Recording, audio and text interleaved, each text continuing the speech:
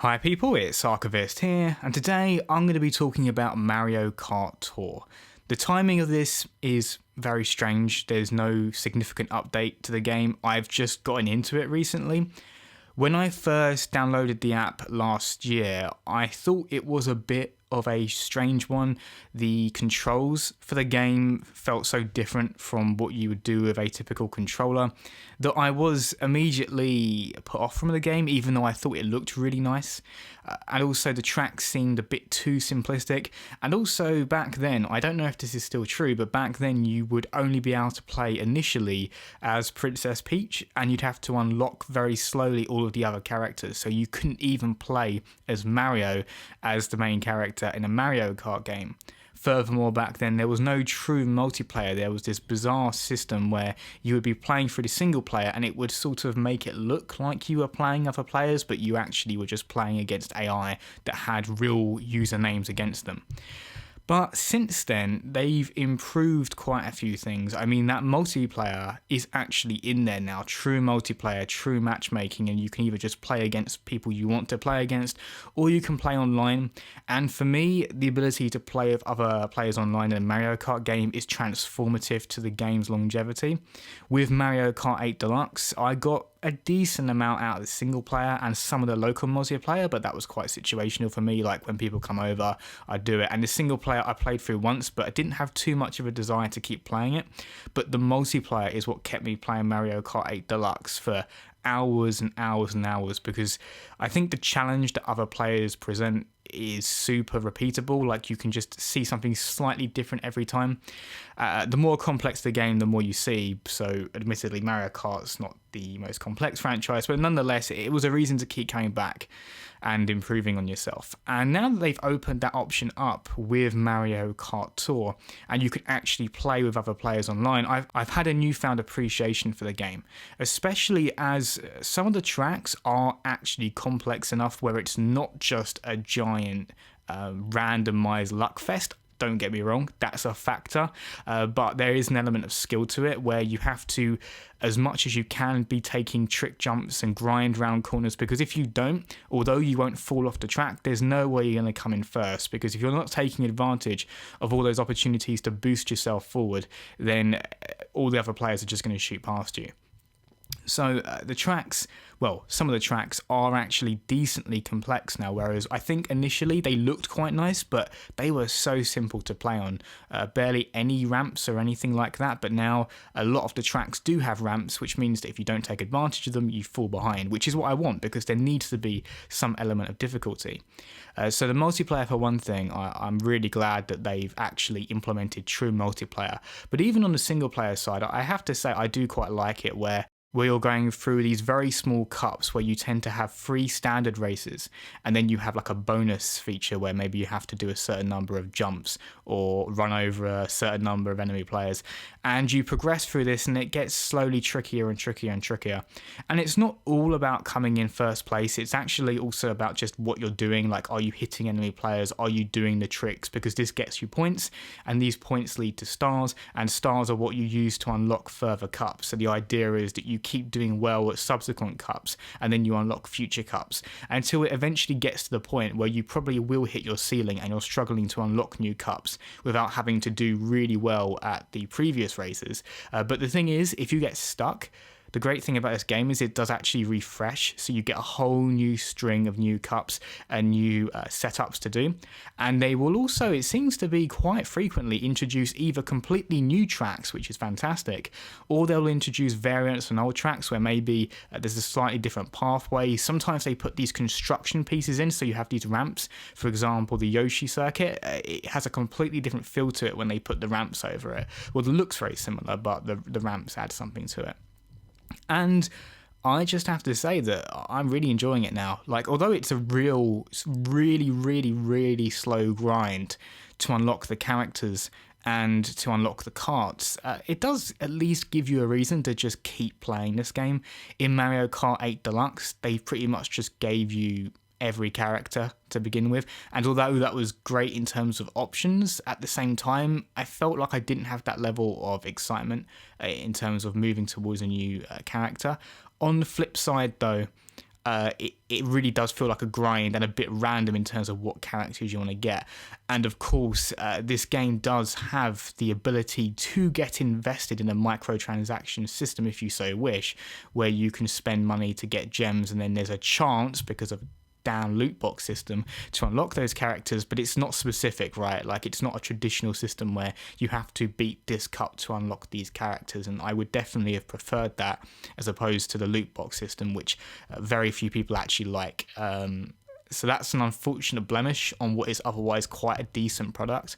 I also like the fact that advertising is kept to a minimum. That's both advertising in terms of what you can get in the in-game currency, but also I don't think there's any form of advertising to, you know, outside services, and to me that is such a massive turn off for any app. Some people really don't care, they'll just eat it up, but for me, the moment an app starts throwing adverts for things completely unrelated to the app itself, I find it super immersion breaking, and I really can't stand it. So the fact that Mario Kart Tour doesn't have any of that is certainly a bonus. Also, there isn't any real energy system. A lot of mobile apps have a system whereby, I guess the equivalent would be if you did a certain number of races within an hour, let's say 10 races in an hour, you could either just wait for your energy to replenish, or you could pay real money to keep playing. And it's a really annoying, artificial way of getting a person to essentially, you know, cough up money just so they can keep playing your game. The alternative being you just can't play the app in long stretches, but there doesn't appear to be anything like that in this game, at least as far as I can tell. I seem to be able to just keep playing races one after the other, and I can play online matches, at least the standard matches, to my heart's content, which is fantastic. So there's no artificial limiters. If I was to put one criticism on the game, though, it would be that because when you unlock certain carts and certain characters, they'll have particular bonuses on certain tracks. Well, not even tracks, just certain race setups. And particularly if you go online, if a player's been playing for a long time, or if they spent a lot of money, they have access to more bonuses, and therefore they do simply have an inherent advantage when they go online, and by extension that means there is a certain pay to win element. However, I feel like because the tracks are online sometimes reasonably complex, you can use skill to overcome advantages from items, but still, I almost feel as if the standard online system would be better served if it was just a vanilla system where it's just races against races. I certainly would have preferred that, and then disregard any of those bonuses, because otherwise it's difficult to say whether or not you beat someone because you were the more skillful player, or is it just because you had the better bonuses. And I certainly think in some races it's been the bonus which has saved me, you know, that's allowed me to get over the finishing line. Like if you're going into a frenzy, which essentially makes you invulnerable, then you can, for example, as I did in one of the races, you can completely negate a blue shell, which means that you can effectively prevent yourself from dropping back a long way. So there is definitely some semblance of a pay-to-win element, which I wish there wasn't, but it's not as egregious as I've seen in other places where the person with the better bonuses will win every time, whereas here they'll win most of the time, right? The actual driving mechanics, I think over time I've really grown to appreciate. You either have the, at least for the setup I'm using, I've actually forgotten the other options now, I just use this one. I highly recommend this setup, is where you can just do a little steer using the steer button to just gradually drag your cart left or right. But if you start swiping left and right across the screen, you can start grinding.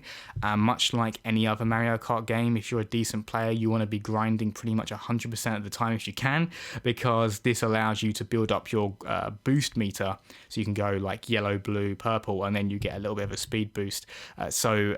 I've gone from really not liking it to actually thinking it's a really smart way of getting around the limitation of not having a controller.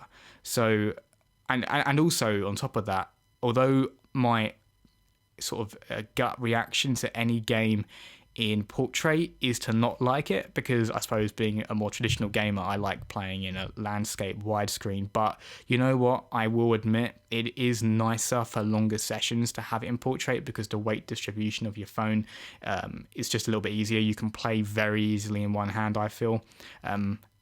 Whereas if it was landscape, you'd probably need to use two hands, even on a smaller phone, because of the weight distribution over time. So I think I sort of begrudgingly say that that works for the game. Again, I like landscape from a viewing perspective, but from a ergonomics perspective, I think it was the right call. Graphically, so I suppose this varies, right, phone to phone. I'm using the iPhone 11 Pro to play this game, and it just looks gorgeous. The colours pop so well with the OLED, and there's no real sense of aliasing. The game looks incredibly sharp. So although it's a simplistic presentation, a cartoony presentation, it's also a highly, highly refined one. So if I compare it to something like Mario Kart 8 Deluxe, I'd say on the whole that game does look better. There's some more complex looking courses, some better lighting effects in places, some more, I suppose, more ambitious lighting effects. But on a phone screen, the game looks so damn sharp. Like if you compare it to like Mario Kart DS back in the day, and when you looked at that, it was so grainy, right? If anyone remembers that, it was so aliased and so pixely. And so it's so fun that we've come all this way, and now in our smartphones we can see something it's just worlds apart in terms of visual fidelity.